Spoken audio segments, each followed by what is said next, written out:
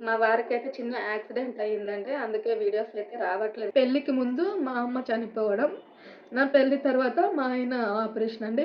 అందుకే మీరు అడిగిన ప్రతిసారి గూడా నేను నాకు పిల్లలు లేరని చెప్పలేదు. హాయ్ అండి అందరికీ. Welcome back to our channel. గత కొద్ది రోజులుగా బిజినెస్ వీడియోస్ రాకపోవడానికి గల కారణం ఏంటో మీతో పంచుకోవడానికొచ్చాను. మా వారికైతే చిన్న యాక్సిడెంట్ అయిందండి. అందుకే వీడియోస్ అయితే రావట్లేదు కొద్ది రోజుల నుంచి. ఇప్పుడు ఆయన బాగానే ఉన్నారు. ఆయనకి యాక్సిడెంట్ అయిన టైంలో నేను ఊర్లో లేను. మా పుట్టింట్లో ఉన్నాను. నాకింకా బాధ కలిగించే విషయం ఏంటి అంటే, ఆయన యాక్సిడెంట్ అయిన 2 రోజులు ఆ విషయాన్ని దగ్గర చెప్పకుండగా దాచిపెట్టినారనమాట. నేను కంగారు పడతాను, భయపడతాను అని. చిన్న యాక్సిడెంటే కదా! ఏం చెప్పాలిలే, మళ్ళీ వెంటనే వచ్చేస్తదేమో ఊరికే అని చెప్పేసి ఆయన నా దగ్గర చెప్పలేదు. ఎందుకు అట్లా చెప్పలేదా అంటే, మా పుట్టింటికి నేను వెళ్ళేదే చాలా రేర్ అనమాట. ఎంత తక్కువ అంటే 3 సంవత్సరాలు, 4 సంవత్సరాలకు ఒక్కసారి వెళ్ళే అంత తక్కువ.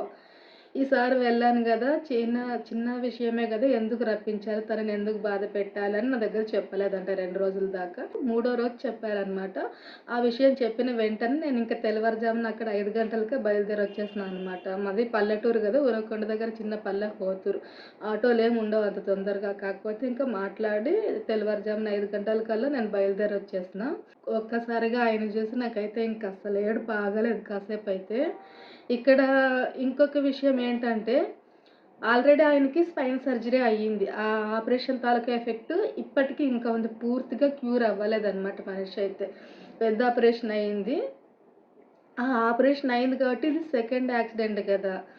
ఇంకా ఏమైనా తగిలిందేమో అన్న భయం నాకు ఎక్కువైపోయిందనమాట. ఆ యాక్సిడెంట్ ఎట్లా జరిగింది అంటే, మా వారు డ్రైవింగ్ చేయట్లేదు, బండి మీదనమాట వెళ్తుంది. పెళ్ళికి వెళ్ళి వస్తున్నారు మా ఆయన ఫ్రెండు.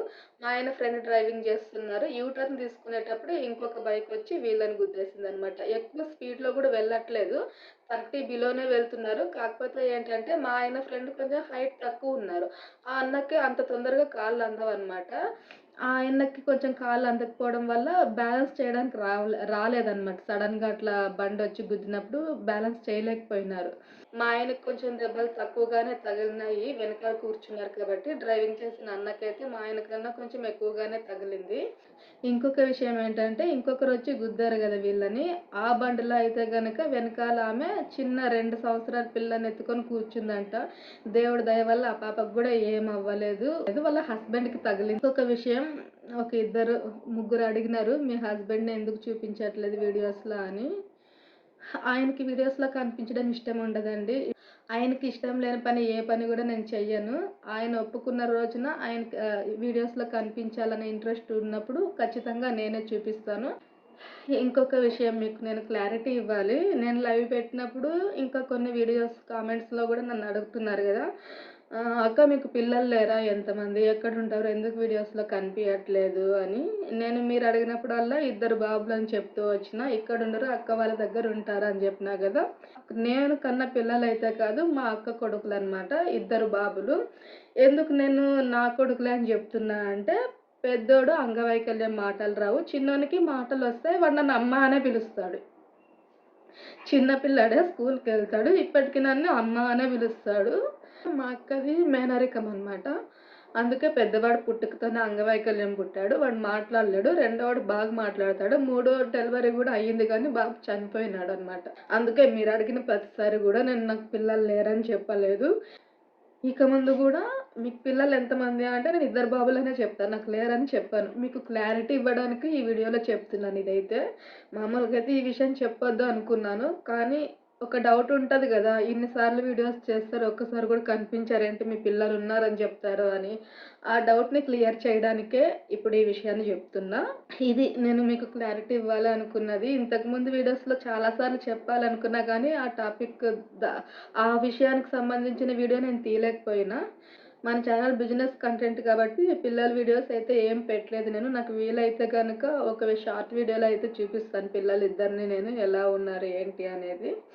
అయితే 2 రోజుల దాకా ఎట్లా మేనేజ్ చేస్తున్నారు మా వారు యాక్సిడెంట్ అయిన విషయం నాకు తెలియకుండగా అంటే, నేను ఊరికెళ్ళింది 26వ తేదీ సాయంకాలం వెళ్ళిన, ఇక్కడి నుంచి బయలుదేరిన. ఈయనకి జరిగింది 27 తేదీ మధ్యాహ్నం 2 గంటలప్పుడనమాట. వీళ్ళు పెళ్ళికి వెళ్ళి తిరిగొచ్చేటప్పుడు అయ్యిందిది. మధ్యాహ్నం నుంచి సాయంత్రం దాకా హాస్పిటల్‌లో ట్రీట్‌మెంట్ తీసుకొని రాత్రి ఇంటికొచ్చేస్తున్నారు. నేను ఫోను చేస్తూనే ఉన్నా. పొద్దున ఫోను చేస్తే ఎత్తలేదు. మధ్యాహ్నం చేస్తే ఎత్తలేదు. మళ్ళీ ఏమో బిజీలో ఉన్నారేమోలే అనుకోని ఊరికే ఉన్నా. మళ్ళీ సాయంత్రం ఫోను చేసుంటే హాస్పిటల్‌లో ఉన్నప్పుడే మాట్లాడినారు. చాలా చిన్నగా మాట్లాడినారు. ఎందుకు చిన్నగా మాట్లాడుతున్నారు అని అడిగితే, లేదు నాకు కొంచెం సుస్తయితుంది. బయట ఫుడ్ తిన్నాను కదా! అందుకే కొంచెం సుస్తయినట్టుంది. బాలేదు. అందుకే చిన్నగా మాట్లాడుతున్నా అని జెప్పినారు. బయట ఫుడ్డు 2 పూటలు తినేసరికి ఎందుకు ఇట్లా బాలేకుండగా అయిపోతుంది అని నేననుకున్నా. అంటే ఈయనకి స్పైన్ సర్జరీ తాలూకా ఎఫెక్ట్ ఇంకా ఉంది అని జెప్పినా గదా! అప్పుడప్పుడు కొంచెం బ్యాక్ పెయిన్ ఎక్కువొచ్చి, ఫీవరొచ్చి ఒళ్ళంతా మొత్తం బాడీ పెయిన్స్ ఒచ్చేస్తాయన్నమాట. అట్లయ్యి ఏమైనా కొంచెం జ్వరంగా ఉండి ఇట్లా మాట్లాడుతున్నారులే అనుకున్నా. ఇంక మళ్ళీ రాత్రి ఫోను జేస్తే గూడా రాత్రి లేదు నాకు బాలేదు రెస్ట్ తీసుకుంటానులే అని చెప్పినారు. నేనింక మళ్ళీ పొద్దున్నే ఊరికొచ్చేస్తానులే ఇంక నీకు బాలేదంటున్నావు గదా! అంటే లేదు లేదు నువ్వు వెళ్ళక ఊరికెళ్ళినావు గదా!